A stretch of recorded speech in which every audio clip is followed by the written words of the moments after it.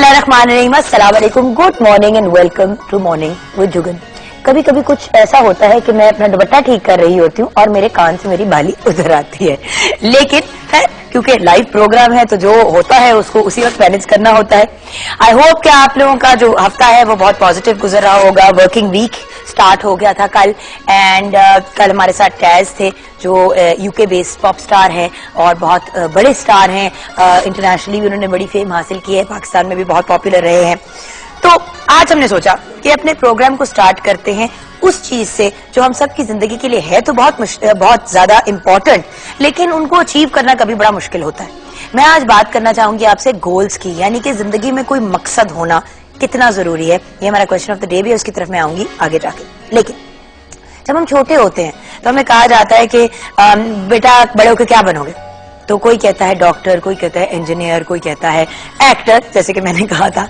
Various different लोग various different चीजें कहते हैं और जब वो बड़े होते हैं तो वो अक्सर वो चीज बन भी जाते हैं, यानी कि एक जो उन्होंने गोल सेट किया वो उन्होंने अचीव कर लिया।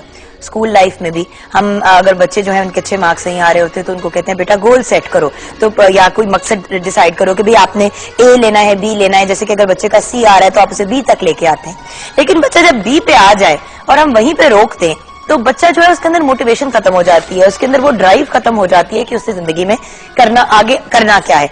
तो हमारी कोशिश ये होनी चाहिए कि हम जिंदगी में बहुत से गोल सेट करें। अगर हम सी से बी पे पहुंचे तो फिर बी से ए की तरफ आने की भी हमें कोशिश करनी चाहिए और ए के बाद ए प्लस पे। जिंदगी में हम जितने ज्यादा गोल सेट करेंगे उतना ही ज्यादा फायदा हम उससे हासिल करेंगे।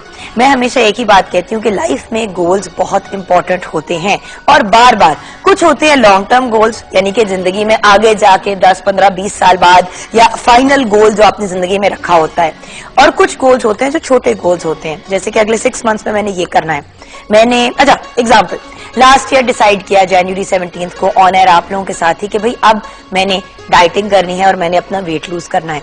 मैंने अपने लिए एक गोल सेट किया। मैंने एकदम से ये नहीं डिसाइड किया था कि जी मैंने 46 kg पे एकदम से पहुंचना है। मैंने डिसाइड ये किया कि भाई अगर मैं 63 से स्टार्ट कर रही हूँ तो मैंने अपने आप को 50 पे लेके आना है। अब 50 पे क्योंकि बहुत ज्यादा डिस्टेंस लगता था तो मैं कहती थी चले मैं डाइटिंग करूंगी जब तक मैं 55 kg पे नहीं आती, फिर मैं 2-3 दिन ऑफ लूंगी, आराम से रिलैक्स करूंगी, जो जी में आता है वो खाऊंगी और उसके बाद अपने आप को लेके आऊंगी 50 पे और उसके बाद 45 पे। गोल सेट किया, फाइनल गोल तो 45 था। आहिस्ता आहिस्ता आहिस्ता आहिस्ता एक गोल अचीव किया, बहुत खुशी हुई। जब अपने मकसद पे पहुंचे तो एक खुशी होती है, एक एक्साइटमेंट होती है, उसको सेलिब्रेट किया। हस्बैंड के साथ डिनर पे गई, एंजॉय किया, बेटे के साथ जो मर्जी उसका जी चाहता था खाया क्योंकि पिछले दिनों नहीं खा पा रही थी। उसके बाद फिर नेक्स्ट गोल सेट किया कि भाई अब मैंने 50 पे पहुंचना है। ये एक छोटा सा एग्जांपल है काम में, लाइफ में। अब जैसे कि अल्हम्दुलिल्लाह माशाल्लाह मॉर्निंग में जुगन की होस्ट हूँ, मॉर्निंग शो होस्ट कर रही हूँ जो बहुत हाई लेवल है ऑफ होस्टिंग। एक दिन अब मेरा ये भी गोल है कि इंटरनेशनल लेवल पे होस्टिंग करूं और पाकिस्तान का नाम रोशन करूं as a host. Same thing with acting. Acting में पाकिस्तान में तो बहुत से अवार्ड्स मिले, लेकिन इंशाल्लाह एक दिन इंटरनेशनली और कुछ नहीं तो ऑस्कर एक ना एक तो लेके आना, क्योंकि आजकल ऑस्कर्स का बड़ा एटमॉस्फेयर चल रहा है। तो पॉइंट मेरा ये है कि गोल सेट करना बड़ा जरूरी है। जरूरी नहीं है कि वो गोल जो है वो 100% आप अचीव कर पाए, लेकिन अगर 90% या 80% भी आप एक चीज को अचीव कर लेते हैं तो बहुत बड़ी बात होती है। गोल्स या जो मकसद होता है लाइफ का वो हम खुद सेट करते हैं, वो हमारा कंपटीशन होता है अपने आप के साथ, और अपने आप के साथ जब हम compete करते हैं तो हम ज्यादा से ज्यादा बेहतरी की तरफ जाते हैं। सो मेरी आज आपसे रिक्वेस्ट भी ये है, मतलब खवातीन जो है वो आप अभी सोच रहे हैं कि मैंने तो जॉब की बात कर दी और पढ़ाई की बात कर दी। खवातीन जो घर पे हैं, फॉर एग्जाम्पल अगर आपने अपना मैट्रिक किया हुआ है और आपने FA नहीं कंप्लीट कर पाई, कोई फर्क नहीं पड़ता कि आपकी एज क्या है, डेफिनेटली कोशिश करें कि आप अपने आप को वापस एजुकेशन की फील्ड की तरफ लेके आए। सो दैट मीन्स कि आपने अगर मैट्रिक किया हुआ है तो FA तक पहुंचे, FA के बाद BA करें। मुझे याद है जब मैं यूनिवर्सिटी में होती थी कनाडा में तो वहां पे 60 इयर्स के लोग भी थे जो साथ में पढ़ रहे थे। क्यों? क्योंकि जो स्टेज था पढ़ाई करने का उस वक्त वो नहीं कर पाए, लाइफ की वजह से, बच्चे हो गए, फैमिली ये वो व्हाटएवर, तो वो 60s में आके 70s में आके अपनी पढ़ाई कंप्लीट कर रहे थे। एक खातून थी जो ग्रैंड मदर थी और वो 72 इयर्स की थी। एलेक्स उनको प्यार से सब बुलाते थे। एलेक्स जो थी वो 72 की एज पे अपनी बीए की डिग्री हासिल कर रही थी। मुझे तो उनसे मिलकर बड़ी खुशी हुई कि लाइफ तो सीखने की एक प्रोसेस है, एक गाड़ी है जिससे चलते रहना है और उसको चलाते रहने के लिए हमें उसमें पेट्रोल भी डालना है, हमने उसका ऑयल चेंज भी कराना है, उसका वाटर चेंज भी कराना है, उसको रेगुलरली वॉश भी करना है, गाड़ी को पॉलिश भी करना है। तो ये जो गोल्स होते हैं, जो मकसद होते हैं, ये इसकी तरह होते हैं जिनको हमने अचीव करते चले जाना है।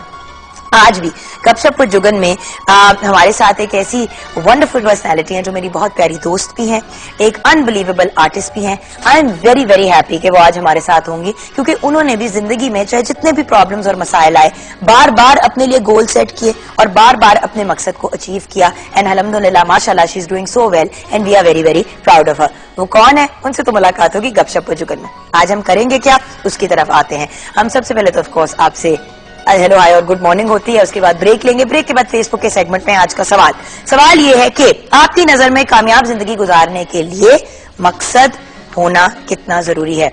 ये बेसिकली अंग्रेजी की जो टर्म है that to lead a successful life how important is it to set goals. तो आपकी नजर में कामयाब जिंदगी गुजारने के लिए मकसद होना कितना जरूरी है, ये हमारा सवाल है। इसका जवाब आप हमारे साथ शेयर करें। यस नो का मुझे जवाब नहीं चाहिए, मुझे वो जवाब चाहिए जिसमें आप डिटेल से मुझे बताएंगे कि मकसद होना आपकी नजर में क्यों जरूरी है। कोई कहानी है, कोई इंसिडेंट है, जरूर शेयर करें। हम फेसबुक के सेगमेंट में आपके साथ भी शेयर करेंगे। उसके बाद आपकी मुलाकात होगी शेफ मुनीरा से। आज उन्होंने वो हमारे लिए, क्योंकि हम फ्लावर वीक बना रहे हैं, वो वाली फ्लावर वाली सब्जी ढूंढी है जो पूरे लाहौर में कहीं नहीं मिल रही थी और हमें टेंशन होगी थी कि हमने तो अनाउंस कर दिया कि हम ये वाली सब्जी भी बनाएंगे। वो कौन सी सब्जी है जो बाकायदा सोने के दामों बिक रही है और बड़ी मुश्किल से मिलती है, वो जानेंगे किचन के सेगमेंट में। फिर हम मिलेंगे डॉक्टर साजिद मकबूल से, उनसे आज हम डिस्कस करेंगे कैंसर। मुझे पता है कि आप लोग सोच रहे होंगे सरतान यानी कि कैंसर एक इतनी सख्त सी बीमारी है और उसके बारे में बात करने का क्या पॉइंट है, लेकिन बच्चे भी कैंसर से सफर करते हैं। लेकिन अच्छी खबर ये है कि ये एक वो जो इलाज, मतलब ये ऐसी बीमारी नहीं है जिससे डेथ हो जाती है, जरूरी नहीं है, ज्यादातर बच्चे इससे रिकवर कर जाते हैं। तो ये हम जानेंगे डॉक्टर साजिद मकबूल से, क्योंकि जरा सी जो इस किस्म की बीमारियां हैं, जरा डेंजरस वाली हैं, उनकी तरफ भी हम आते हैं, क्योंकि जो रेगुलर कॉमन वाली होती हैं, बल्कि कैंसर भी बहुत कॉमन हो गया है, तो वो भी डिस्कस करना बहुत जरूरी है। जहां बड़ों में कॉमन है वहां पे बच्चों में भी डिस्कस करना बड़ा इंपॉर्टेंट है। एंड देन फाइनली आपकी मुलाकात होगी आपकी मेरी हम सब की फेवरेट आर्टिस्ट से। नाम अभी नहीं लूंगी, मुलाकात होगी तो आप खुद ही पहचान लेंगे। फेसबुक पे अलबत्ता हमने अपलोड कर दिया। आज हम उनसे वो सवाल पूछेंगे जो आप हमारे पूछेंगे। आप क्वेश्चंस अपलोड करें हमारे फेसबुक पे, वही क्वेश्चंस मैं उनसे पूछूंगी। तो मिलते हैं एक छोटी सी ब्रेक के बाद। और ऑफ कोर्स हमारी राब्ते की इन्फॉर्मेशन 042992000628 पे कॉल करें, mj@ptv.com.pk पे ईमेल करें, www.facebook.com/morningwithjugan पे फेसबुक पे ऐड करें, 21 Mahmood Ghaznavi road PTV center Lahore पे खतूत एंड अगर ट्विटर पे ज्वाइन करना है तो JUGGUNKAZIM पे ज्वाइन कर सकते हैं। तो आज हम बात कर रहे हैं इस चीज की कि जो लोग अपने एक हॉल यानी कि अपने एक सर्कल में रहते हैं और जो अचीव कर लेते हैं उसके बाद आगे अचीवमेंट्स नहीं हासिल करते, तो मकसद होना जिंदगी में कितना जरूरी है, ब्रेक के बाद जानते हैं।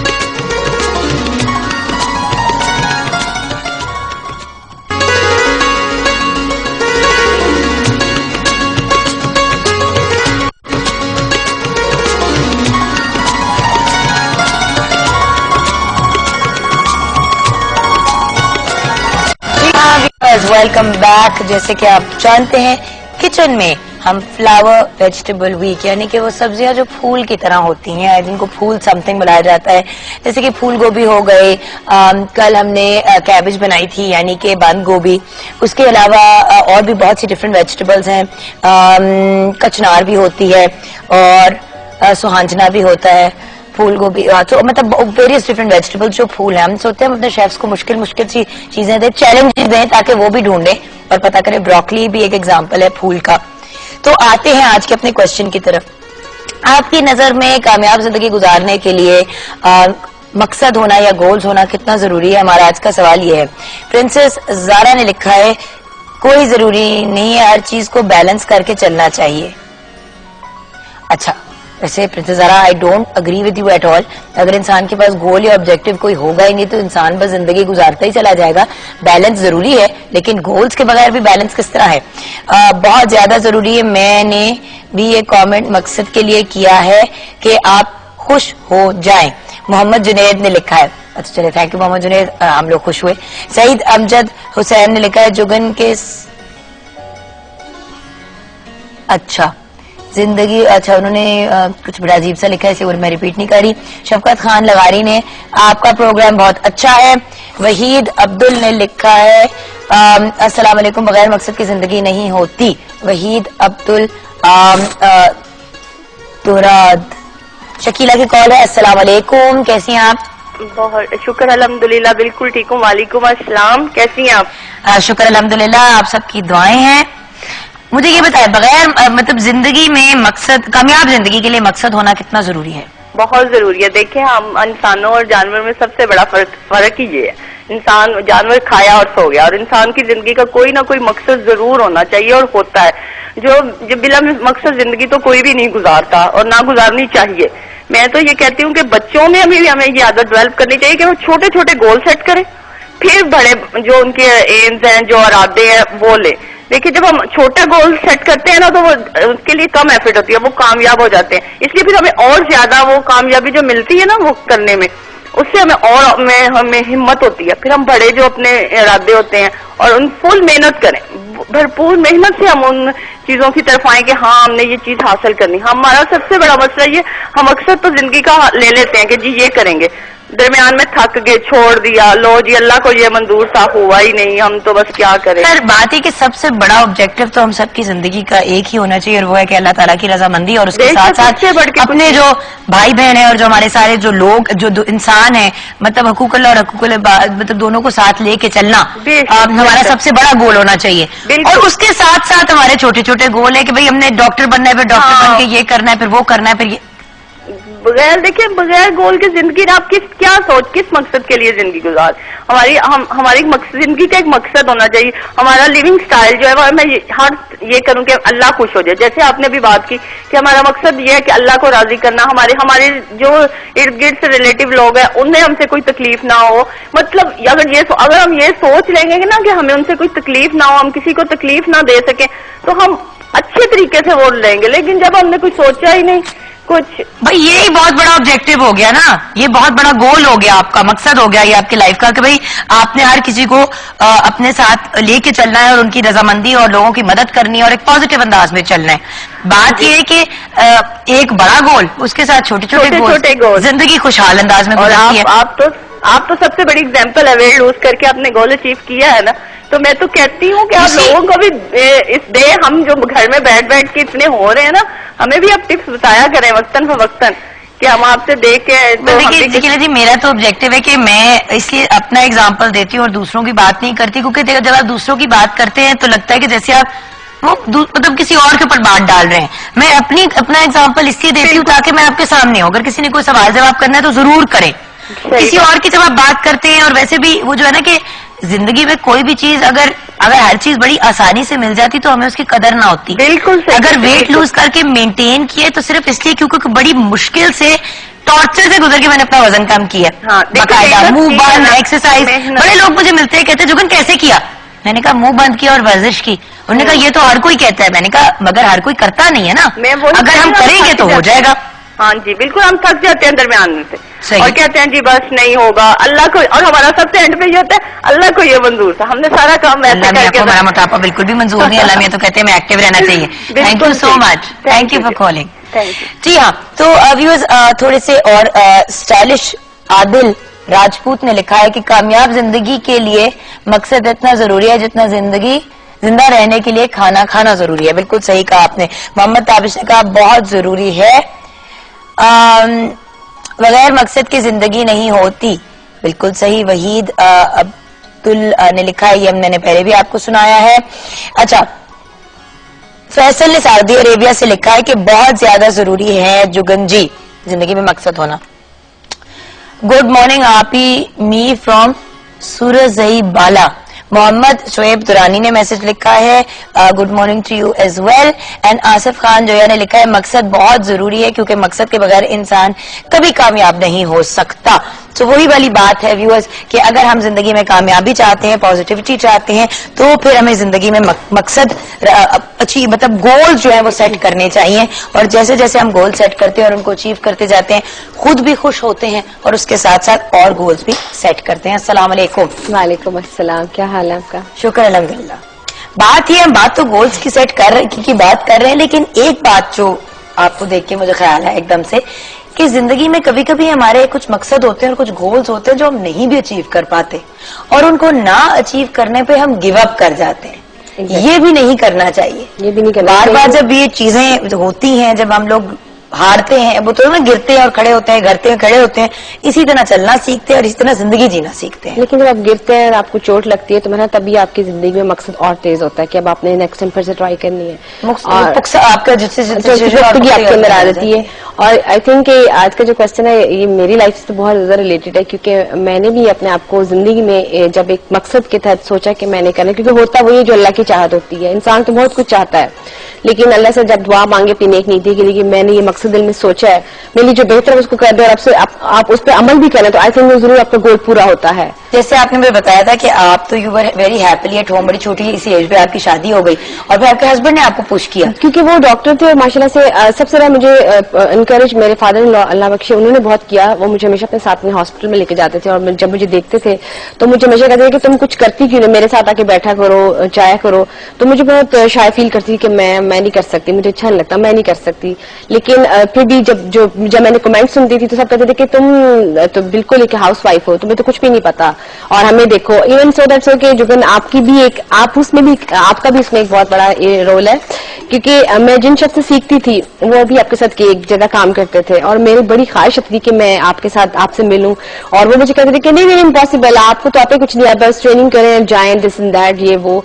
तो मैं कहती थी कि ये इतना मुश्किल नहीं है, कैसे हो सकता है, मैं जरूर इसको करूंगी। और मैंने यकीन करें मैंने अपनी जिंदगी में बहुत ज्यादा स्टडी की। मैंने मतलब आज से 5-6 साल पहले मैंने भी ग्रेजुएशन की, दोबारा से स्टडी स्टार्ट की और बहुत मुश्किल लगा। जिस दिन मैं कॉलेज गई थी उस दिन जो मेरे से बहुत छोटे कोलीग्स थे मेरे, उन्होंने मुझे कहा कि ये कहां से आ गई हैं, और जब मैंने उनके साथ काम किया पढ़ा तो विदिन 3 or 2 weeks उनके साथ में उनकी बेस्ट फ्रेंड बन गई थी कि वो मुझसे अपनी हर बात मुझसे डिस्कस करते थे और ऐसे मुझे उन्होंने मोटिवेट किया, एनकरेज किया और मैं करती थी। मैं अपने बेटे को साथ लेके जाया करती थी। इसी वही वाली बात होती है ना मुनीरा कि इन लाइफ, जैसे कि मैंने कहा था 72-year-old वुमन एलेक्स जो कॉलेज में मतलब ग्रैनी कुछ लोग उनको प्यार से बुलाते थे, मतलब बहुत ही प्यार करने वाली, मतलब ग्रैंड मदर जिनके बच्चे जिनके ग्रैंड चिल्ड्रन यूनिवर्सिटी में थे, खुद नानी दादी थी और उन्हीं बच्चों के साथ पढ़ रही थी स्कूल में जिनकी वो नानी दादी थी। बिल्कुल मेरा ख्याल है कि हमारे यहाँ जो मोस्टली कल्चर चल रहा है ना कि लोग ये ज्यादा देखते हैं कि लोग क्या सोचेंगे। मेरा ख्याल है कि अपने मकसद को पूरा करने के लिए आप ये मत देखें कि लोग क्या सोचेंगे, अपने मकसद को पूरा करने के लिए आप ये देखें आपका मकसद डिसेंट हो, क्योंकि लोगों का जो मकसद होता है वो डिसेंट। हाँ बिल्कुल, लेकिन अपने जो आपका नेक मकसद है आपको पूरा करने के लिए आई थिंक आप उसको वो देखें जो आपको अच्छा लग रहा है, आप उसको कर सकते हैं। सही, और अल्लाह मियां साथ में ऑफ कोर्स हमारी सपोर्ट करते हैं। आज हम बना रहे हैं कचनार जी। अब अपना एक्सपीरियंस बताएं। कचनार के लिए तो मैंने कहा था कि अगर मुझे कचनार के लिए मार्गिया की पहाड़ियों में जाना पड़ेगा तो मैं वहां से लेकर आऊंगी, ये मकसद था और वो मैंने कह दिया। सबने कहा नो, मैंने कहा चाहे इस्लामाबाद से बलवौर वहां की जो पहाड़ी में इतने खूबसूरत दरख्त है वहां से लेकर ये कचनार कहीं ना कहीं से मुझे मिलेगी जरूर। तो आप मेरा जो मकसद था आप देख लें, मैंने उसको पूरा किया। लाहौर में से कहीं भी अवेलेबल नहीं, लेकिन ये तो मुझे कॉल है कि आपने इतनी मकसद आपने कहा था कि वो मिलेगी, आप यकीन करें। मैं कहते ना ढूंढो तो खुदा भी मिल जाता है, तो मैंने कहा छोटी सी चीज है ये क्यों नहीं मिलेगी, अब ढूंढ के लाओ। और यकीन करें जब मुझे मिली तो मैं इतनी खुश, मैंने कहा लम्बी कुछ और मांगा होता वही मिल जाता। तो आपके सामने आज कचनार हाजिर है, जो मांगा था वो मिला जी। और चाहे इतना मिले चाहे इतना मिले जी, शुक्र हर लम्हे। मैंने इसीलिए लाइफ में बहुत ज्यादा आई डोंट नो आप लोगों ने नोटिस किया कि नहीं, शुक्र अल्हम्दुलिल्लाह कहना बहुत शुरू कर दिया, बिकॉज अल्लाह ताला के बगैर हम कुछ नहीं है, कुछ भी नहीं। और जैसे जैसे जिंदगी में अचीवमेंट्स होती हैं, जिस जात ने दिया उसका शुक्र अदा करना बहुत जरूरी है। इज्जत तो ऐसे आती है और ऐसे जाती है, बड़ी बात को मेंटेन रखना है। बिल्कुल। अच्छा, तो कचनार के बारे में कुछ ये मैं जरूर शेयर करना चाहूंगी कि इसके दरमियानी कद का एक दरख्त होता है बेसिकली, जिस पर गुलाबी यानी कि पिंक यानी कि और जामनी, ये तो व्हाइट है नहीं, मूव व्हाइट एंड थोड़े से रेडिश पे हो जाता है। थोड़ा सा ये मैंने इसके काफी फ्लावर्स धोए हैं, थोड़े से तो हो गया। अच्छा, लेकिन इसका दरख्त बड़ा खूबसूरत होता है जिसमें पर्पल बहुत नुमाया होता है, व्हाइट पौधा होता है, हल्का सा बीच में रेडिश कलर भी इसमें होता है। और इन फूलों की खासियत वही कि मतलब बहुत खूबसूरत होते हैं। इनमें नमकियात और विटामिन सी पाई जाती है। ये ड्राई वेजिटेबल है और इसको पकाने के लिए ऑयल का ज्यादा इस्तेमाल करना चाहिए। वैसे मैं तो कहती हूँ कि ऑयल का कम इस्तेमाल करें, लेकिन खैर ये कुछ जो हमने ऑनलाइन रिसर्च की है। मैदे यानी कि स्टमक को ताकत देता है और खून को साफ करती है। ब्लड प्रेशर में ये बेहतरीन के लिए बेहतरीन सब्जी है, मगर अगर ज्यादा तेल में बनाएंगे तो किस तरह बेहतरीन है। अच्छा, खांसी और अगर पेट खराब हो तो वो भी फायदेमंद होती है और खवातीन के लिए तो बहुत ही मुफीद होती है। तो ये जी हमारे कुछ कचनार से रिलेटेड पॉइंट्स हैं। हमारे जो है ना लेग साहब बड़ा मुझे डांटते, कहते हैं मैं इतना इन्फॉर्मेशन देता हूँ तुम बोलती नहीं हो तो बोला करो। मैंने कहा कचनार तो आपको ख्याल है कि जब भी सीजन में आए, अभी आगे सीजन बहुत इन हो जाएगी, इसका बहुत थोड़ा टाइम पीरियड होता है, इसको जरूर बना के खाएं। और इसकी जो टेक्निक है जैसे मैं आज बताऊंगी, कचनार के लिए मैंने 1 किलो कचनार लिए, साथ में कीमा लिया तकरीबन 1 किलो। इसको गोश्त में बनाया जाता है, लेकिन मैं आज इसको कीमे में बना रही हूँ। घी इसमें मैं यूज करूंगी 1 कप, साथ में लेंगे प्याज 4 अदद, दही लूंगी तकरीबन हाफ kg और हल्दी तकरीबन आधी चाय का चम्मच, धनिया पिसा हुआ वो भी 1 खाने का चम्मच, अदरक लहसुन पेस्ट होगी 2 चम्मच, टमाटर तकरीबन 2 अदद, हरी मिर्च तकरीबन 6 अदद, सुरख मिर्च 1 खाने का चम्मच और नमक हस्बे जायका। इसको हम मसाला इसका बनाएंगे और इसको दही में मैं पकाऊंगी कचनार को। कीमे में टमाटर और बाकी मसाले डाल के कीमे को लग से बॉईल करूंगी।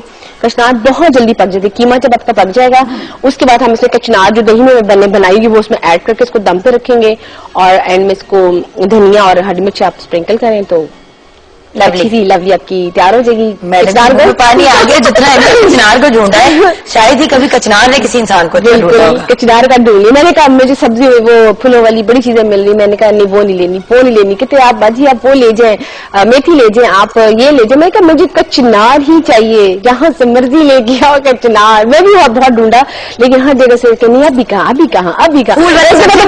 याद आया एक जगह तो पठान कहता है अरे अभी कहाँ, अभी तो उसका टाइम ही नहीं है, अभी हफ्ता इंतजार करो। मुझे आनी चाहिए, हफ्ता नहीं चाहिए। नेक्स्ट वीक हम क्या करेंगे, वो गाना नहीं है तू फुल मोती है ना मैं तेरी खुशबू माया। हाँ बिल्कुल, वाह वाह। लेते हैं छोटी सी ब्रेक। मगर ब्रेक में जाने से पहले व्यूअर्स काफी सीरियस टॉपिक है लेकिन डिस्कस करना जरूरी है। आज हम कैंसर की बात करेंगे बच्चों से रिलेटेड, क्योंकि ये एक ऐसी बीमारी है जब पता चलता है पेरेंट्स को तो हाथ पांव फूल जाते हैं, उनको समझ नहीं आती और कुछ पेरेंट्स तो गिव अप कर जाते हैं ट्राई करने से पहले ही। लेकिन अल्लाह ताला शिफा देने वाला है और हमारे बहुत ज्यादा काबिल डॉक्टर्स हैं जो इस बीमारी को बहुत अच्छी तरीके से फाइट करें और इंशाल्लाह जल्द इसका क्योर भी ढूंढ लेंगे। लेकिन ये इनक्योरेबल नहीं है। बच्चों का तो डेफिनेटली इसका इलाज हो सकता है और वो बेहतर भी हो सकते हैं, जैसे कि लास्ट टाइम डॉक्टर साजिद ने कहा था। तो ब्रेक के बाद मिलते हैं। डॉक्टर साजिद मकबूल हमारे साथ डिस्कस करेंगे कैंसर। अगर आप भी कोई इन्फॉर्मेशन चाहते हैं तो जरूर कॉल करें। ये सेगमेंट हम आप लोगों के लिए करते हैं। मिलते हैं ब्रेक के बाद।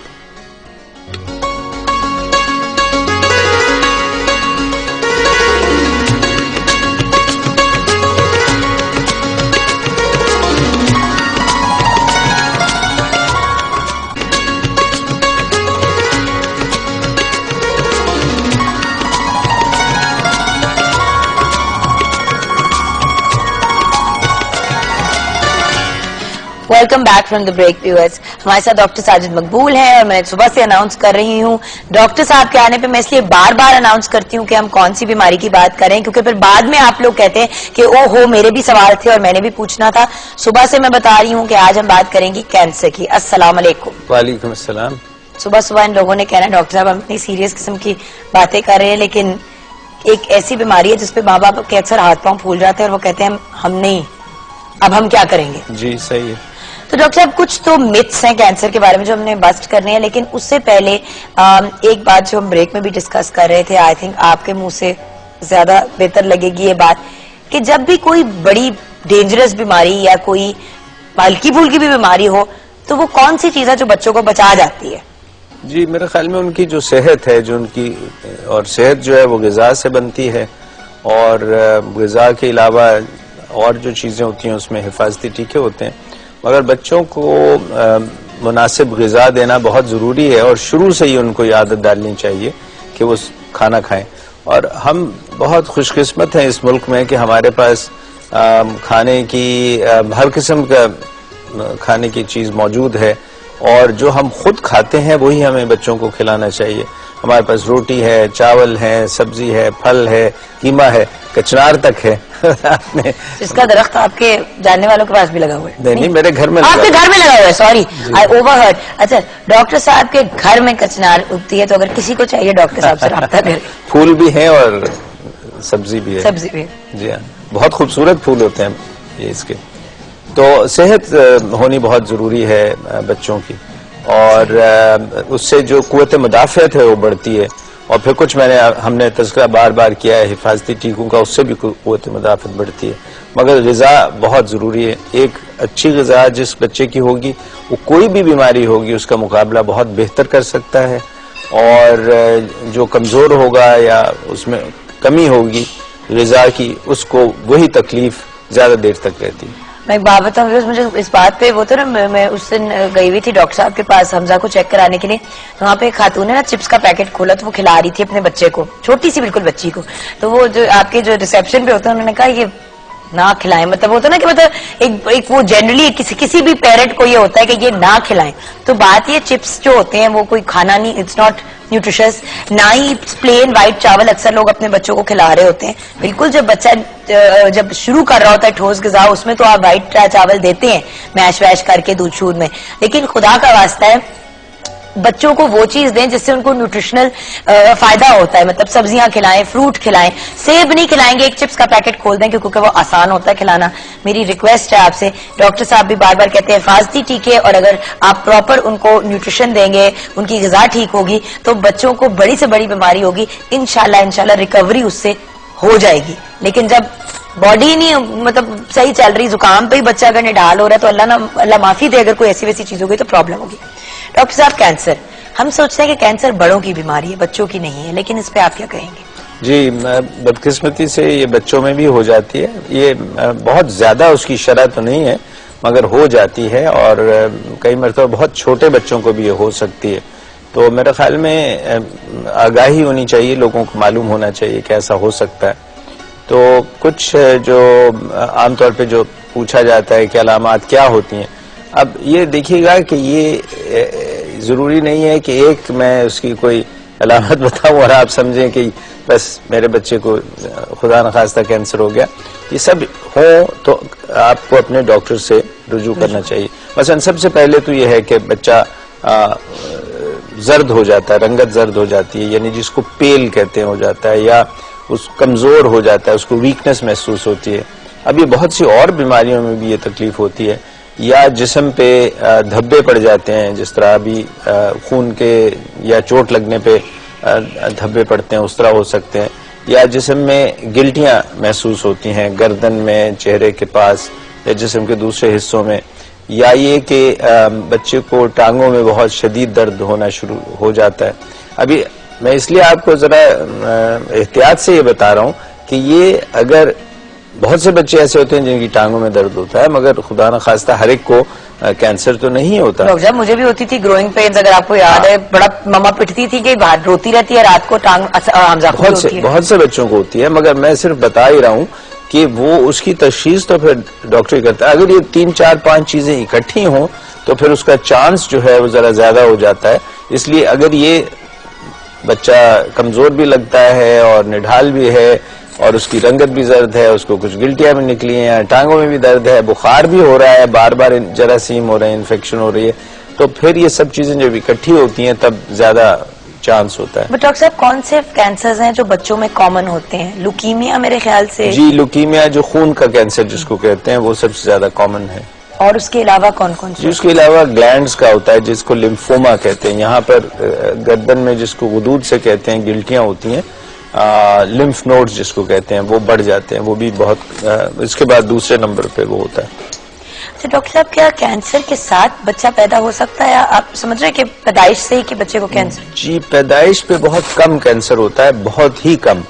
आमतौर पे पहले कुछ सालों में हो सकता है, बहुत छोटे बच्चों को हो जाता है, और वैसे तो तमाम बचपन में हो सकता है, बट आमतौर पे छोटे बच्चों में होता है, पहले 5 साल के अंदर। अच्छा डॉक्टर साहब, अब बच्चा अब डायग्नोज हो गया कैंसर, डॉक्टर के पास लेके गए, वो टेस्ट क्या है जिनसे पता चलता है? चलिए पहले वो तो स्टेप बाय स्टेप चलते हैं ना। जी हाँ, एक तो ये है कि पहले आपको अगर ऐसे महसूस हो कि बच्चे को है तो पहले उसका चेक कराना चाहिए, क्योंकि टेस्ट से पहले उसका मुआयना होता है। जब मुआयना होता है तो उसमें भी बहुत सी चीजें ऐसी होती हैं जिस तरह डॉक्टरों को उससे मालूम हो जाता है, मसलन उसकी तिल्ली या उसका जिगर बड़ा हो सकता है, लिम्फ नोड्स यानी जो गिल्टियां जिनको हम कहते हैं वो हो सकती हैं, और जिल्द में हो सकती हैं अलामात, खून की कमी की अलामात हो सकती हैं। सो मुआयने पे भी मालूम होता है, और उसके बाद फिर जो तशखीस होती है वो आमतौर पे सबसे पहली जो है वो खून के टेस्ट से होती है, यानी आपके जो सेल्स हैं वो देखे जाते हैं जिसको हम व्हाइट सेल्स कहते हैं। अच्छा डॉक्टर साहब, एक अब बड़ी मुश्किल चीज है, अपने आप की कोई ऐसी वैसी बीमारी पता हो तो बंदा परेशान हो जाता है, तो जब अपनी औलाद को हो तो वो तो बाकायदा हाथ पांव फूल जाते हैं, इंसान को समझ नहीं आती, मतलब सोच के हौल उठने शुरू हो जाते हैं कि खुदा ना खास्ता तो हो जाए, अब क्या करे बंदा? जी, मैंने बताया ना कि तशखीस के मराहिल से पहले गुजरना पड़ता है। जरूरी नहीं कि हो, मगर अगर उसके सेल्स खून के टेस्ट में सेल्स में ऐसे आ रहे हों सेल्स जिससे कैंसर की तशखीस हो, तो कई मरतबा हमें उसके साथ ये बोन मैरो का टेस्ट करना पड़ता है। बोन मैरो आप समझती हैं गूदा जिसमें खून बनता है, आमतौर पे हम बच्चों की यहाँ टांग में से वो ले लेते हैं, यहाँ या हिप बोन से ले लेते हैं, और उसके बाद कभी कभार बायोप्सी भी करनी पड़ती है। बायोप्सी आपको मालूम है, एक छोटा सा टुकड़ा लेते हैं उसमें से, जो अगर गुदूद बड़ी हो तो उसमें से, और फिर माइक्रोस्कोप में देखते हैं।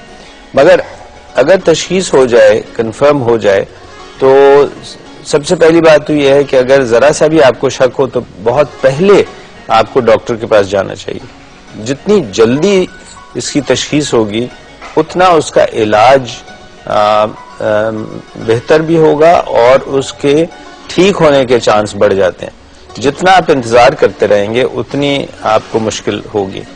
दूसरी वजह जो मुश्किलात होती हैं वालिदैन को, ये तो है वाकई कि जिसको हो जाए तो उसके लिए और उसके खानदान के लिए बहुत परेशानी का बायस तो है, मगर जल्दी अगर उसकी तशखीस हो जाए तो उसका इलाज मुमकिन है। ये बहुत जरूरी है, अगर जल्दी तशखीस होकर उसका इलाज न सिर्फ मुमकिन है बल्कि उस इलाज से वो ठीक भी हो जाते हैं। तो डॉक्टर साहब फिर इलाज की तरफ आते हैं, इलाज क्या है कैंसर? इलाज उसका मुख्तलिफ बच्चों में, क्योंकि देखिए बड़ों में तो हमें पता है कि कीमो है, रेडिएशन है, जी, तो बच्चों में क्या है? बच्चों में भी तकरीबन वही है, क्योंकि दवाइयाँ थोड़ी सी वही होती हैं जो बड़ों के लिए होती हैं, कुछ फर्क होती हैं, और आमतौर पे इसी तरह कीमोथेरेपी ही दी जाती है, और बहुत कम केसेस में रेडिएशन भी दी जाती है।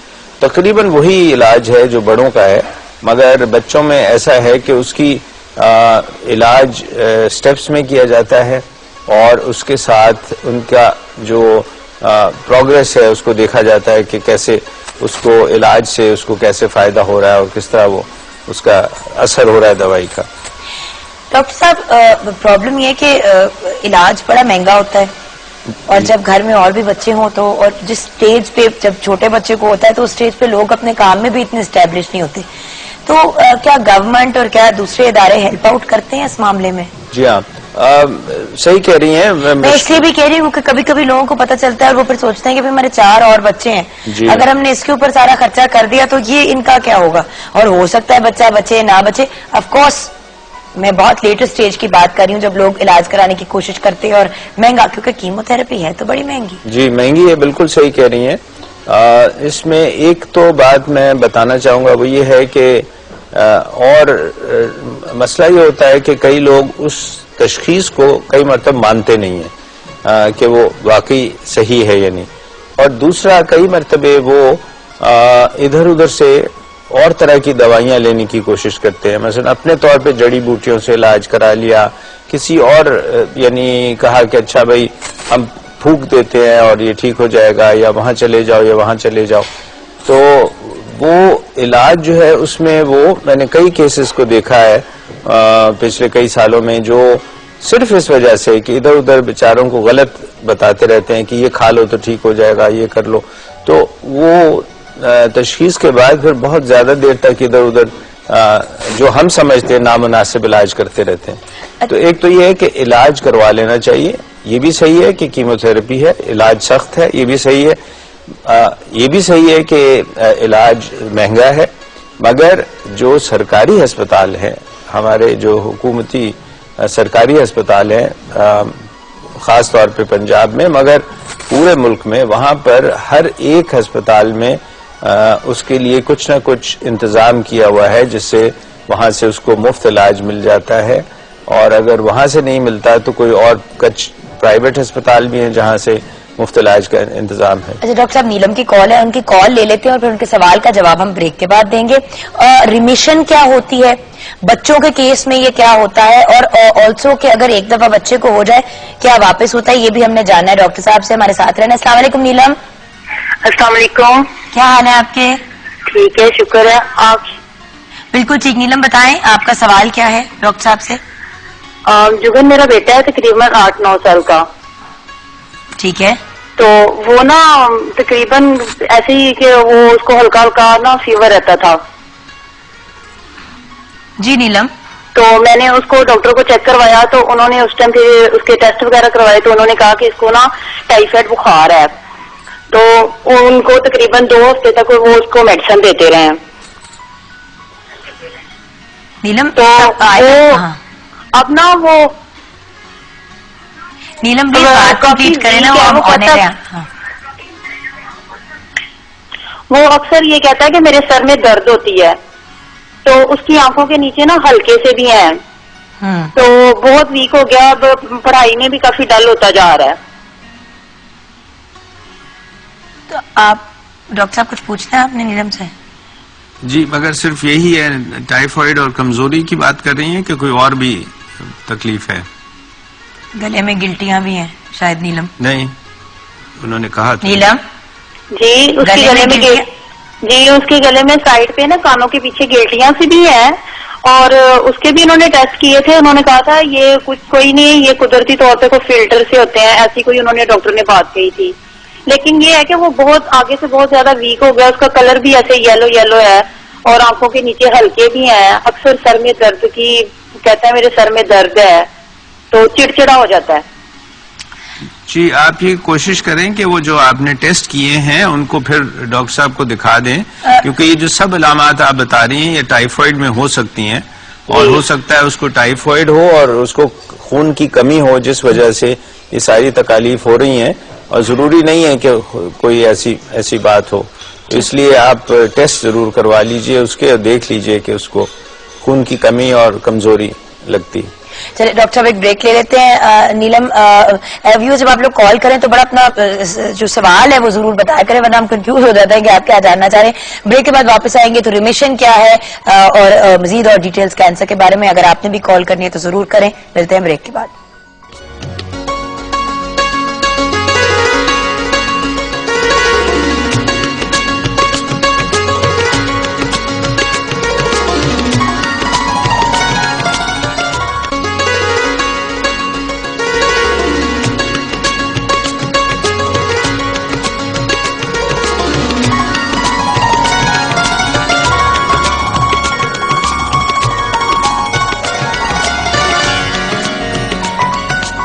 Welcome back from the break viewers. बहुत से मैसेजेस और प्यारे प्यारे पैगाम आ रहे हैं। डॉक्टर साहब, कॉम्प्लीमेंट टू यू कि लोग ये लिख रहे हैं कि लास्ट टाइम जो आई से रिलेटेड हमने आंखों की मसाइल के बारे में बात की थी, बहुत से लोगों ने उसको भी देखा, और आज भी बहुत से लोग देख रहे हैं जो हम कैंसर से रिलेटेड बात कर रहे हैं। असल में हम बड़ों के कैंसर की हमेशा बात करते हैं, बच्चों को इस मामले में निगलेक्ट कर जाते हैं, और ये बड़ी एक ट्रेजेडी है हमारे मुल्क में कि चिल्ड्रंस हेल्थ एक बड़ा इग्नोर्ड सेक्टर है मीडिया में।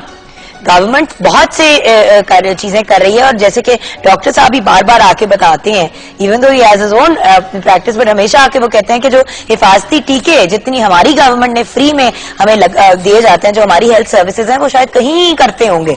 सो we should be very happy and proud of that. And children's health की खैर हमने जिम्मेदारी उठा रही है। We hope that other shows will also take on the responsibility.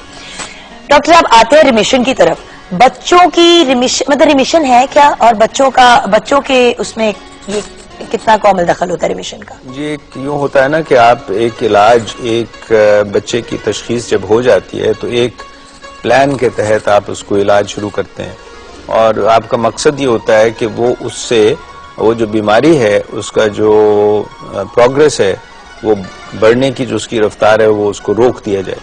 और जब वो रोक देते हैं तो फिर हमें टेस्ट से मालूम होता है या बोन मैरो के मुआयने से मालूम होता है कि अब वो कैंसर की वहां पर हमारे पास कोई सेल नहीं मिल रहा है और कोई हमें मालूम नहीं हो रहा, तो इसको हम रिमिशन कहते हैं। यानी जब हमने उसको रोक दिया होता है या वो रुक जाता है कैंसर, तो उस वहां पर पहुंचा के फिर हम दवाइयां जो है उसमें कुछ रद्दोबदल करते हैं।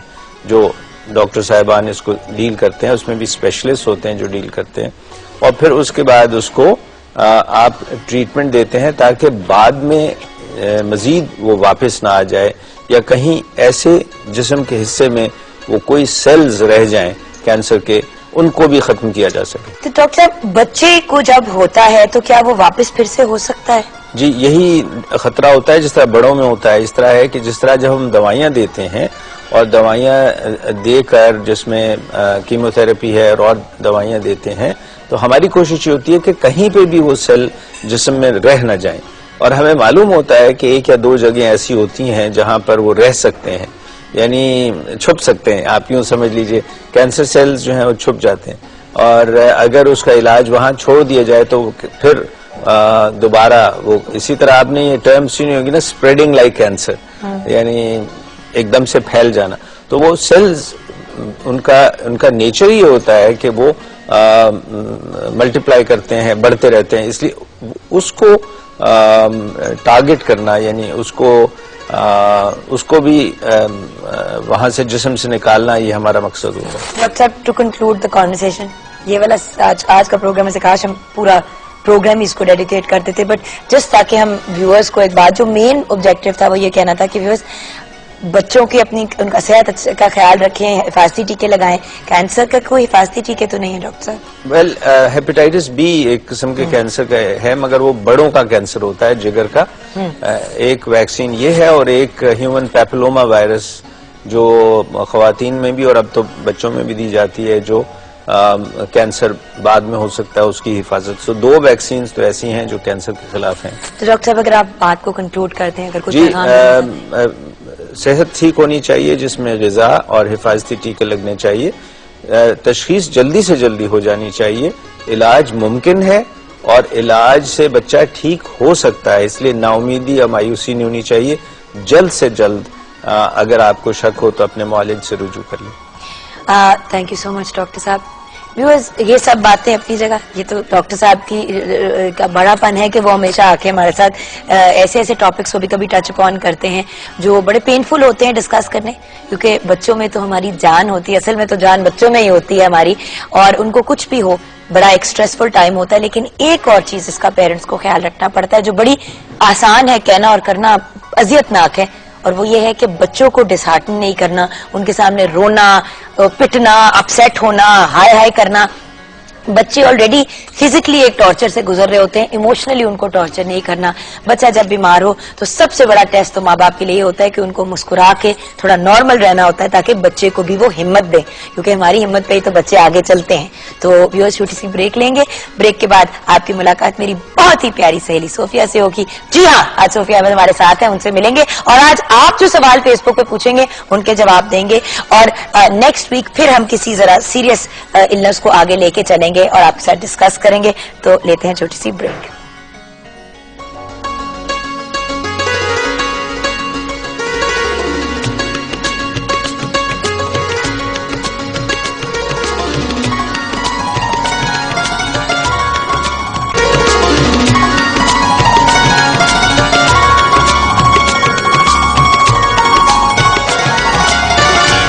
Welcome back viewers. शदीद जोर के फोटो सेशन के बाद जो हमने जल्दी से किया, फोनों की बैटरियां हमारी दोनों की खत्म हो गई, फिर हमने लोगों को बुलाया कि हमारी तस्वीरें खींचे, उसके बाद फिर हमने सोचा अब ऑन एयर वापस आ जाते हैं क्योंकि व्यूअर्स भी वेट कर रहे होंगे। Absolutely beautiful. The very talented looking at me with टेढ़ी आंखें सोफिया अहमद अस्सलाम वालेकुम। अस्सलाम वालेकुम। इतनी सारी बातें कहने की क्या जरूरत थी, तो सब कुछ अंडरस्टूड है, सबको पता है, सबको पता है। सोफिया ने, अच्छा मैंने आपको पाइटवे व्यूअर्स बताना, ये रोमांस मेरा और सोफिया का जो चल रहा है, जो मैंने आपको बताना है, ये हमने फेसबुक पे अभी हम ये हरकत कर रहे हैं, अपलोड कर दे फौरन। सोफिया ने लिखा going on air live at PTV with my love Jugan Kazim. मैंने लिखा and you are my love. आगे से उसने लिखा मुआ। मैंने कहा हुन बस कर दे सोफी, ऐवी लोग परेशान होंगे कि दोनों पागल ही हो गए ना। हाँ कि पता नहीं क्या चक्कर चल रहा है आजकल, तो बहुत सारी चीजें हाँ अजीब सी हैं। अच्छा moving on. I love honey Baba ने लिखा है आई वॉन्ट टू, बिकॉज आज हमने आपको सिर्फ व्यूअर्स चॉइस डिमांड के बदले को मद्देनजर अच्छा। रखते हुए बुलाया, तो जो ये सवाल पूछेंगे हम आपसे पूछेंगे, और मतलब मतलब आज आज सवाल सारे पूछेंगे वो सवाल- हम नहीं पूछेंगे। आज सारे सवाल जो है वो इन्होंने पूछने हैं, इन्होंने यानी पूछने आज हैं। अच्छे सवाल होंगे। जी, तो नाम और रेफरेंस देके आपको, I am Honey Baba, I want to ask Sofia how did she start her modelling career. वैसे करोड़ दफा तुम बता चुकी हो। है ना, लेकिन हनी बाबा का नाम मजे का इसमें काफी। आई लव हनी बाबा। कौन सा हनी है ये? आई लव हनी बाबा नाम है। अच्छा, यानी नाम कि है ये उसका? हनी बाबा, हाँ जी।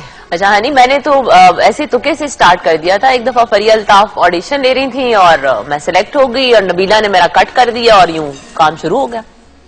बल्कि पिछले दिनों मेरी नबीला से मुलाकात हुई और मैंने उसको कहा कि thank you very much for introducing me. उसने कहा कि do you still remember me? मैंने कहा यस, क्योंकि तुमने मेरे सबसे बड़े जो इतने लंबे बाल थे तुमने काटे थे, तुम्हें मैं भूल नहीं सकती, लेकिन तुम्हारी वजह से आज मैं हूं इस फील्ड में। बड़ा अच्छा लगा मुझे ना, दोबारा से मुलाकात हुई। और कुछ लोग ऐसे होते हैं जिनकी वजह से आप एक एक स्टेप लेके आते हैं, तो नबीला भी उनमें से एक है, सही। फरिया अल्ताफ भी उनमें से एक है, तारिक में, जिनके साथ मैंने स्टार्ट किया था। सब जो हमारी इंडस्ट्री के हाँ। मतलब उस वक्त नहीं था बड़े पता नाम है। उस वक्त नहीं था पता कि बहुत बहुत बड़े बड़े नाम है। तो अब समझ आई कि यार ये मेरी किस्मत अच्छी थी कि इतने अच्छे लोगों के साथ काम स्टार्ट किया और उन्होंने लॉन्च किया। और उन्होंने लॉन्च किया। बिल्कुल। अच्छा, so another question is Sumaira Gul, Sofia Ahmad आप शादी कब करेंगी? जब जुगन मेरे लिए रिश्ता ढूंढेगी और पीटीवी के मॉर्निंग शो में मेरी शादी होगी, क्योंकि हर जगह पे शादियां होती हैं, एक नहीं होती तो यहाँ पे नहीं होती, तो मैं अपनी कुर्बानी दूंगी। Very anti doing shaadi on air, we are anti shaadi. नहीं देखो, कुछ रस्में कर देना। ये तो बाकी ना शादी- करने, ये तो ना करने वाली बात है, ये वो वाली बात है, ये अवॉइड करना चाह रही है शादी, तो इस वजह से ये अब हमें ऑनर का कह रही है, क्योंकि उसको पता है हम ऑनर करा नहीं सकते। अच्छा नहीं, इसका कोई सीरियस जवाब चाहिए आपको या बड़ी नहीं? जोर का, जोर का तो भी नहीं आया मुझे। जोर का सीरियस जवाब। अच्छा पता बात क्या जुगन, मेरी प्रायोरिटी में शादी है नहीं है, और माशाल्लाह आपको पता ही है, आपको तो खैर बहुत ज्यादा पता है कि इब्राहिम है मेरी जिंदगी में, और उसका हर 4-5 दिन के बाद एक सवाल जरूर होता है कि मामा आप शादी तो नहीं करोगी? तो मेरा हाल है कि मुझे शादी की जरूरत नहीं है, इसलिए ये जो है ना सफा मैंने निकाल दिया हुआ है। मेरा बेटा है माशाल्लाह, अल्लाह उसे जिंदगी दे, और मैं काम करती रहूं बस। अच्छा, मैं बस ऑनर इतनी को फिट रहूं कि काम करती रहूं। में आप मुश्किल है कि फिट ना भी रहें, क्योंकि हम सबकी दुआएं और बहुत सा प्यार हाँ, आपके साथ है। बिल्कुल है। लेकिन so as a friend and as a sister I will say one thing, मैंने हमजा को अकेले पाला है और माशाल्लाह it's been an amazing experience. बिल्कुल। लेकिन जो सपोर्ट फैसल से मुझे मिलती है, एक हाँ, इमोशनल सपोर्ट, और साथ में, और कभी हमजा नहीं बात सुनता, आपको भी पता है, हाँ, कभी कभी इब्राहिम जब नहीं हत्ते चढ़ रहा होता तो फिर थोड़ा सा वो होता, बंदा फील हाँ। करता है कि यार कोई और हो जो थोड़ा सा समझा गाइड दे। कॉप बन जाए। हाँ। एंड सो इवन और ये बात तो मैंने भी जब आप मिले फैसल को एंड ऑल दैट स्टफ, तो यही हमारी बात हुई थी कि ठीक है, if you meet someone nice, Nice. One day maybe you will consider. सही। अभी तो आप जरा अभी तो है ना बहुत जोश में है। नहीं लेकिन माशाल्लाह जुगन, अल्लाह जिंदगी दे और हमेशा आमीन। आपको इसी तरह खुश रखे।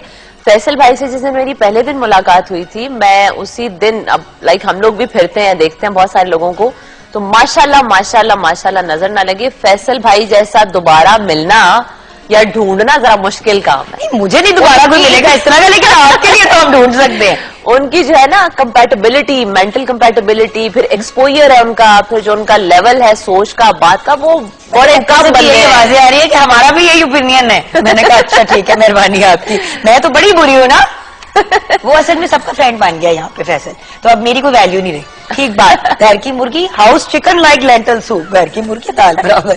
अच्छा जी, सोफिया जी, ये बताइए कि आप इतनी खूबसूरत क्यों लगती हैं? नीलम मुनीर, ओहो नीलम, यानी कि तो आप मतलब खूबसूरती का राज जानना चाह रही हैं ना, तो तुम्हें कभी वजन चढ़ता है ना, तुम्हारे को कभी कुछ तुम्हें होता नहीं, अल्हम्दुलिल्लाह माशाल्लाह माशाल्लाह। हाँ नहीं, बीच में चढ़ा भी था जुगन, याद पता नहीं कब चढ़ा था, हमने तो इब्राहिम नहीं की देखा। दफा 65 हो गया था, लेकिन 2-3 चीजें मैंने नोट की हैं कि जो बहुत जरूरी है लाइफ में, और वो ये है कि आप पिछला जो गुजर चुका है उसके ऊपर रोए मत। इसके साथ ही पर्ल हनी ने भी कहा है कि आप बहुत यंग लगती हैं और माशाल्लाह आपकी लुक भी बहुत अच्छी है, तो ये भी वही सवाल पूछे। मैंने कहा दोनों का नाम लेके। अच्छा, इन दोनों को यकीन है कि मैं +50 हूँ? हाँ, अल्लाह माफी दे। इन दोनों को ये यकीन है कि मैं लगती यंग हूँ, मैं हूँ नहीं हूँ। हालांकि अब हमारी उम्र बोथ नॉट 16, ठीक है, बट हम 50 और 40 से तो अभी बहुत दूर। अच्छा नहीं, लेकिन एक बात है, देखो हमने जो लाइफ गुजारी है वो प्लस कर लो ना, वो 32 करके तो वो 64 तो बन जाती है। या अल्लाह नहीं, मैंने बिल्कुल भी नहीं करना। अपनी रूह को भी मैंने इतना बुरा नहीं करना। आप करने मैं नहीं कर रही सोफी, सॉरी। लेकिन एक चीज है, मैंने 2-3 चीजें जो टोट के आजमाए अभी रिसेंटली, जिसमें मुझे बहुत सारे लोगों ने कहा, वो एक तो मैं शोर मचा मचा के कहती हूँ कि ब्रायलर खाना बंद कर दो, क्योंकि ब्रायलर जो है ना उससे बहुत सारी चीजें खराब होती हैं, फेस भी उसमें शामिल है। और उसके अलावा ये है कि मैंने अपनी जिंदगी के गुजरे हुए बहुत सारे जो चैप्टर है उनको बिल्कुल फाड़ के फेंक दिया है, जिससे मेरी जिंदगी में बहुत सुकून आ गया। अच्छा। बिल्कुल। हाँ जी। तो आप जब अपने प्रेजेंट में जीना शुरू कर देते हैं, फिर आपको पीछे की वो नहीं रहती है, और जुगन की हंसी जो है ना मुझे डिस्ट्रैक्ट करती है मुझे बात नहीं करने देगी जहां मैं थोड़ा फलसफा झाड़ने की कोशिश करूंगी ना, वहां पे मैं इसको जानती हूँ ना, हम दोनों जो है हाफ द टाइम तो हमारे अफलातूनों वाली हरकत होती है और बाकी वक्त हम अपने अफलातून वाली हरकत को डिस्कस कर रहे होते हैं। तो इस वजह से ये जो सीरियस गुफ्तगू होती है ना, मुझे लगता है हजम नहीं होती। सोफी बड़ी हो गई है माँ है ना, अकेली बड़ी हो गई है ये वाला सदके चले ही ना जाना। ना चलिए, अब निकल ही ना जाऊंगी। अच्छा सुनो जुगन, सीरियस बात। सीरियस बात। हाँ यार मैंने वेट लूज करना है, सीरियसली कि क्या मतलब? कसम से करना है, और ऑन एयर पूछूंगी तो शायद कोई टोटका बता भी दोगी। मैं 18,000 दफा बता चुकी हूँ, मुंह बंद और एक्सरसाइज, इसको सबको चाहिए तो सब भी कहते हैं, तो सब भी जो कहते हैं वो चीज काम करती है तो करना चाहिए ना। अच्छा सुनो, ये 50 इयर्स का जो आपने निस्फ सदी का किस्सा शुरू किया है, इसकी वजह से मुझे बुलाया? इसके कुछ सालों में तो आप भी एडिड हैं क्योंकि आप क्योंकि उन्होंने तो 50 का बना दिया लेकिन है नहीं, लेकिन तो मुझे लगा कि मैं भी इसके साथ शामिल हूँ। बड़ा अच्छा टाइम है ये। बट जो पता हमने होगा, गुजारा है। Sophie you had a very good experience PTV के साथ काम करने का, और आप माशाअल्लाह। करती रहती हो। माशाअल्लाह। हमारी सारी मेजर ट्रांसमिशंस का आप हिस्सा होते हो, मॉर्निंग शो का भी पता है मेजर एक चीज हिस्सा मैंने नोट की जुगन, जो बहुत सारे मॉर्निंग शोज होते हैं ना, तो उसमें मुझे भी एक दफा बड़ा जोश चढ़ा कि अच्छा यार मुझे भी कोई शो मिलना चाहिए, मैं भी करूं, मैं भी। अच्छा मुझे समझ आई कि उसमें पाकिस्तान टेलीविजन के साथ काम करना जहां मेरे लिए बहुत बेनिफिशियल था, वहां उसमें ये भी था कि पीटीवी आपको छिचोड़पना नहीं करने देता, आपको स्लैंग चीजें नहीं बोलने देता, आपको डिसरिस्पेक्ट नहीं करने देता, और आपको घटिया नहीं होने देता, तो जिसकी वजह से आप कहीं और मॉर्निंग शो नहीं कर सकते। तो ये मैं समझती हूँ कि पाकिस्तान टेलीविजन की ये मेरी जिंदगी पे एक बहुत बड़ा एहसान है उसका, कि मैं आज जो भी कर रही हूँ, जो भी कमाया है मैंने, जो कुछ भी मैंने सीखा है, जो भी मेरा एक्सपीरियंस है, वो पीटीवी के जितने भी मुनीजा आपा से लेके और ख्वाजा साहब से लेके और अयूब खावर साहब, तारिक जमील साहब, ये वो लोग थे जिन्होंने हमें सही पन तोड़ के सूत्र कर दिया था हमें कि लिपस्टिक ये नहीं होनी चाहिए, आई शेड ऐसे नहीं होने चाहिए, बाल ऐसे नहीं होने चाहिए, दुपट्टा इतना होना चाहिए। तो वो जो पिछले वो 8-10 साल का उनका था ना, उस टाइम का एक्सपीरियंस वो बहुत काम आया है। एंड सो देखो, अब आप the beautiful thing about you is, चाहे आप रमजान ट्रांसमिशन कर रहे हो, चाहे आप ईद ट्रांसमिशन कर रहे हो, चाहे आप एडजस्ट करते हैं उसमें, हर चीज में आप अपने आप को मैनेज कर लेते हो, जो दूसरे एंकर्स नहीं कर पाते। आप स्पेशली सीरियस में तो बिल्कुल नहीं कर पाते। हाँ, जो जरा थोड़ा वो होता है जॉली सा काम, उसमें हर कोई एडजस्ट हो जाता है। अच्छा जुगन, एक काम मुझे अभी तक नहीं आया, मॉर्निंग शो पे डांस करना नहीं आया मुझे। सॉरी, मुझे भी नहीं आया। पिछले दिनों मुझे ना इनवाइट किया किसी ने कि जी आपने मेरा शो करना है, रिकॉर्डेड एज गेस्ट है। मैंने कहा चलिए ठीक है, मैं आ रहा थी। कहा डांस करें, मैंने कहा मैं क्यों करूं डांस, मैंने कहा मैं अपने प्रोग्राम में नहीं डांस करती भाई, खड़े होके किसी को दाद देना, क्लैप करना, it's okay, I don't want to dance भाई, व्हाई शुड आई डांस। हम फैमिली की शादियों पर नहीं हमारी वो इजाजत। हाँ, मतलब बचपन में कहीं शायद को भी कोई लुड्डी डाली हो, अब तो वो भी नहीं आती। लुड्डी डालने का कितना मजा आता है, लुड्डियां बिल्कुल खत्म हो गई है, कोई लुड्डी नहीं डालता। जी आजकल तो शादियों का काफी सीजन चल रहा है। हाँ, तो इन लॉज में कोई शादी वादी आई नहीं है? आई थी ना, फैसल के कजन की शादी थी, फिर वहाँ पे बॉयज ने इतना भंगड़ा डाला कि लड़कियों को मौका ही नहीं मिला लुड्डी डालने का। मैं बार बार मैंने कहा मैं ये करूँ, मतलब ये देख लो कि लड़कियां माशाल्लाह तेज हो गए, ऐसे ऐसे करूंगी। तो इसका मतलब है कि हमजा और इब्राहिम जब तक बड़े होंगे तो फुल टाइम माओ का नाम रोशन करेंगे इंशाल्लाह। छोटी सी एक ब्रेक लेंगे, ब्रेक के बाद जब वापस आएंगे तो सोफी हमारे साथ है। मुनीरा बिल्कुल भी खाने पकाने में तवज्जो नहीं दे रही, इधर देख बहुत भूख लगी हुई है मुझे तो। नहीं नहीं, बस मैं तो आते हुए भी उससे जो है ना कुछ गाजरें शाजरें खा के आई हूँ। वो खीरा था जो आपने खाया था। मिलते हैं ब्रेक के बाद व्यूअर्स, मैं इनकी कलर ब्लाइंडनेस का हल निकालती हूँ।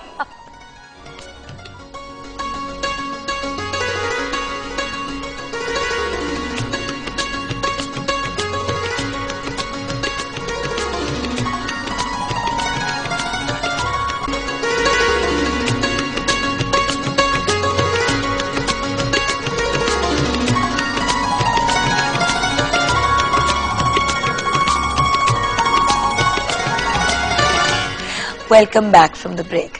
सोफिया मुझसे ब्रेक में लड़ रही थी, पूरी हमारी टीम को ताने मार रही थी। इनको 2-3 दवाइयां खिला के मैंने कंट्रोल में लेके आई हूँ। बड़ा मुश्किल होता है इनके साथ काम करना। ऐसी ऐसी बातें, ऐसे ऐसे लोग याद करा देती हैं लोगों को कि दिल भस्मा जाता है। राइट सोफ्स? मुझे खुद भी बहुत याद आ रहे थे कुछ लोग, और खास तौर पे उनकी जो ड्रेसिंग और जो उनके शौक कलर चॉइस, मुझे बड़ा और उनकी शौकिया तो मतलब कमाल थी ना। हाँ जी, बड़ी दूर दूर तक लोग खुश हुए हैं। चलो अब आगे चलते हैं, इससे पहले कि नौकरी चली जाए। मुनीरा कितनी खुश है? मुनीरा आप कितनी खुश हो रही हैं? वैसे आप लोगों को मुनीरा भी जानती है ना लोगों को। मगर मुनीरा से ज्यादा शौक और चंचल कम ही को लोग हैं। होना चाहिए, इंसान को लाइवली होना चाहिए। शौक और चंचल ठीक है, लेकिन शोखा नहीं होना चाहिए। हाँ, शोखा नहीं होना चाहिए। वो ऐसे भी लोग। Agree। हाँ जी, मेरे ख्याल से मैं रुक जाती हूँ। ठीक है, हाँ जी, सिचुएशन क्या है? बस दम पे बस इसका डिश आउट करना है। अगर आप कहीं तो डिश आउट कर देते। नहीं, अगर वो तैयार हो रहा है तो तैयार dish है, out क्योंकि कर- कुछ ना बहुत जल्दी हो जाती है। बस ठीक है, आप डिश आउट कर लें। ठीक है। आपका थैंक यू, क्योंकि मेरे ख्याल से अब यहाँ बात हो ही गई है और काम डन हो ही गया है। बिल्कुल हो गया। तो thank you very much. Thank so yes like the Kachnars, अच्छा, you know about Kachnars? No, I really don't know what they are actually. So, कि मैं ना कभी कभी ड्रामा करते हैं गोरे होने का, पर हम एक दूसरे के साथ दूसरा Never in my life, you know. I No? never had life. No, I swear upon my life. She swears on her own life. अच्छा बस कर दे अब। ऐसा नहीं, लेकिन वैसे बचपन की एक मेमोरी कचनार से मुझे याद आ गई कि हमारे नेबर्स के बाहर ना घर के एक दरख्त था जो शॉर्ट हाइटेड था, और उसके ऊपर इसके बड़े खूबसूरत लाइलिक कलर के फूल होते थे, पर्पली से। और मुझे नहीं था पता क्या होता है, लेकिन वो आंटी जब पकाती थी तो वो बताती थी कि ये कचनार हैं और ये लगे हुए हैं, तो मैंने इतना जानती हूँ, पर मैंने कभी खाए नहीं है। आज मुनीरा ने बनाया तो जरूर खाएंगे। अच्छा सोफिया, आप घबरा क्यों गई है? क्या हो आपके लिए गया? एक पैकेज है, कुछ इस तरह की खबर आई है मुझे। पैकेज ऑर्डर दिखाने वाला लाखों में है या हजारों में है? वो पूछ रही है लाखों में है या हजारों में? अच्छा क्या है? तसल्ली, सबर। SMS package. ऑनर हम कुछ दिखा रहे हैं, मुझे लग रहा है कि कुछ अच्छा ऐसे देखो, वैसा। मेरे अच्छा सोफिया, देखो मेरे जाती SMS मत दिखाना। जाती SMS तो सिर्फ मैं ही देखती हूँ और फिर उनका जवाब भी अक्सर मैं देती हूँ। मेरी तो जाती- मैंने फोन पड़ा, मैं जवाब देनी है। चलो जी दिखाओ। अच्छा जी देखते हैं, फॉर सोफी ओनली।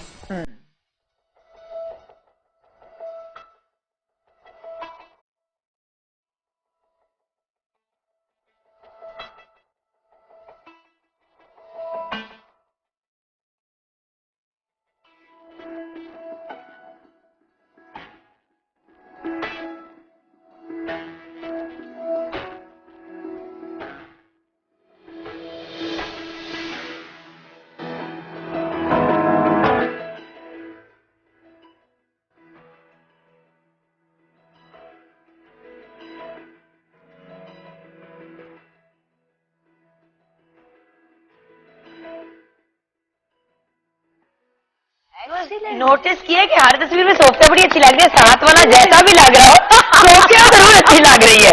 लोग बिंगे चिबिंगे करके खड़े हैं और सोफिया, अल्लाह माफी दे, लग रहा है कि वो ट्रिब्यूट वाला पैकेज हमने चला दिया है। नहीं, लेकिन अच्छा यार, मेरी जिंदगी में मुझे ट्रिब्यूट मिल गया है। एटलीस्ट मैंने भी अपनी इतनी सारी तस्वीरें इकट्ठी देख ली, और वो भी चलते हुए बैठे हुए अक्सर देख दी है। नहीं, बड़ा मजेदार था यार ये package. Thank you very much जी। मेरा ख्याल है ये खुरम का काम होगा। अच्छा तैमूर हसन ने, ये खुरम का काम है जिनको हम प्यार से होरम बुलाते हैं। अच्छा तैमूर हसन ने लिखा है, सोफिया अहमद को आप इतना कम क्यों बुलाते हैं, वो तो मेरी फेवरेट एक्ट्रेस है। तैमूर, अगर मैंने इनको मजीद और बुलाना शुरू कर दिया ना तो मुझे प्रोग्राम से हटा देना इन्होंने, कि मतलब ये सोफिया स्पेशल हो रहा होता है हमारा एटलीस्ट 2 or 3 नहीं, टाइम। मेरा ख्याल है कि मुझे सिर्फ बुलाते ही आप हैं, औरतों को मुझे बुलाता भी नहीं। सोफिया आपको बुलाते हैं। ऐसा सोफिया, मेरे सामने सोफिया को फोन आया एक मॉर्निंग शो से। सोफिया ने कहा मेरी बात सुने, ना ही मैंने डांस करना है, ना ही मैंने अपने अंदर से जिन निकलवाना है, ना ही मैंने कोई और चीप हरकत करनी है, और ना ही मैंने मर्दों के खिलाफ जहर उगलना है। जहर एक उगलना ये भी है। कॉल आई थी कि जिसमें एक बहुत ही कंट्रोवर्शियल किस्म के एंकर हैं, उन्होंने मुझे एक टॉपिक दिया था कि जी मर्द जो शौहर बीवी को मारते हैं और फिर से बीवी उनके साथ चली जाती हैं, सुलह कर लेती हैं और वापस उनसे पैचअप कर लेती हैं, तो इस टॉपिक पे आपने बात करनी है।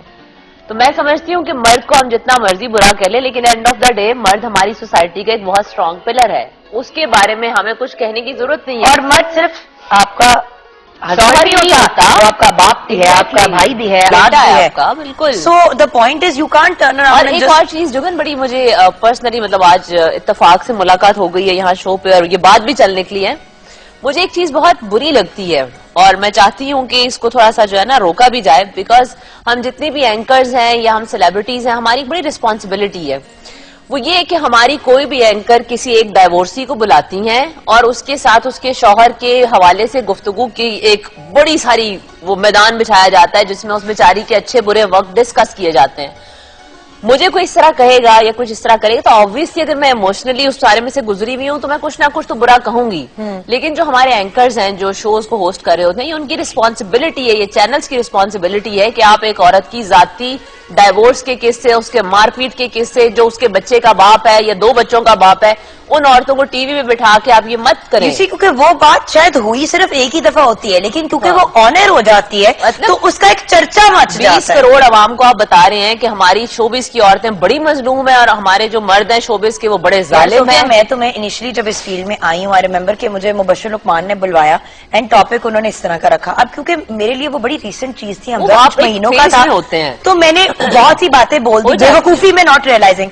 बाद में हर बंदा फोन करके कहे कि जी हमने आपसे ये बात करी। मैंने कहा देखिए मैं एक एक्सपीरियंस से गुजरी, वो मेरे बच्चे का बाप है, अल्लाह मियां उसे जिंदगी दे, उसे नसीहत दे, उसे एक अच्छा इंसान बनाए और उसको और उसकी फैमिली को अपने हफ्ज़ो-मान में रखे। हमारा एक दूसरे से कोई कनेक्शन नहीं है, लेकिन मैं क्यों उनको बुरा बोल के और ज्यादा, और मैंने किया ये पहले और मैं बड़ा रिग्रेट करती हूँ कि बड़ी स्टूपिड हरकत थी। वो इसीलिए ना कि आपके इर्द गिर्द जो लोग होते हैं ना वो आपको बेसिकली देखिए ये चैनल्स बदला रहे होते हैं। आजकल चैनल्स का काम है कि ये इमोशंस बेचते हैं और रेटिंग लाते हैं।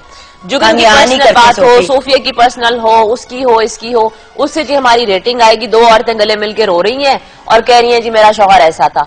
जब वक्त गुजर रहा होता है उस वक्त वो कमबख्त अच्छा ही होता है। वो बाद में जो फेजेस आते हैं, जो वक्त आते हैं, उसमें अच्छी बुरी सब हो जाती है। वो नॉर्मल जो आम लोग हैं, जो आम औरतें हैं, उनके साथ भी होता है, मर्दों के साथ भी।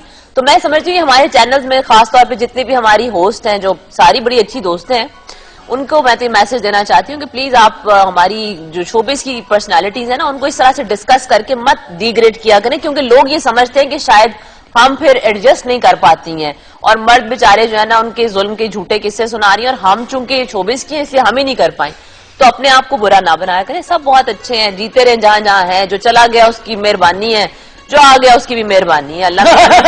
हाँ, अब आप ये जरूर करना। मैं सोच रही थी कि इतनी सीरियस बात में अभी तक सोफिया ने कोई अरे नहीं, अपनी स्टेटमेंट नहीं पास की, फतवा नहीं उन्होंने को पास किया अभी तक। सुनो सवाल 1-2 और है यार मैं उधर ना आ जाऊं। तुम्हें 2-3 सवाल है, आधे तू उधर आ जा, तो तेरा घर है, तू जो मर्जी कर, तू मेरे सिर पे बैठ जा। अच्छा, तो गीत नासिर ने लिखा है, सोफिया इन 3 चीजों में से सबसे मुश्किल काम कौन सा लगता है, एंकरिंग, एक्टिंग या मॉडलिंग? मुझे सबसे मुश्किल वो वाला लगता है कैरेक्टर, जब मैं सब काम करते करते घर पहुंचती हूँ ना और मेरा छोटा सा बच्चा एक्सपेक्ट कर रहा होता है कि अब मैं एक फुल टाइम मॉम का रोल करूंगी, तो वो रोल मुझे ज्यादा मुश्किल लगता है। ये तो अब मुझे पिछले 8-10 साल से मेरा प्रोफेशन है, मैं अडॉप्ट करती रहती हूँ डिफरेंट कैरेक्टर्स, लेकिन वो काम मुश्किल लगता है कि जब मैं बहुत थकी हुई घर पहुंचती हूँ और मेरा बेटा चाह रहा होता है कि माँ मेरी एक टार्जन बन के इधर से छलांगे लगाए, उधर जाए, उधर से जाए, इधर आए, ट्रेन चलाए, बाइक चलाए, वो मुश्किल काम हो जाता है। अच्छा, उसके अलावा 2-3 लोगों ने डिफरेंट प्लेस के बारे में आपके पूछा और आपसे पूछा कि आपका Sofia have done a very good acting in drama serial angels.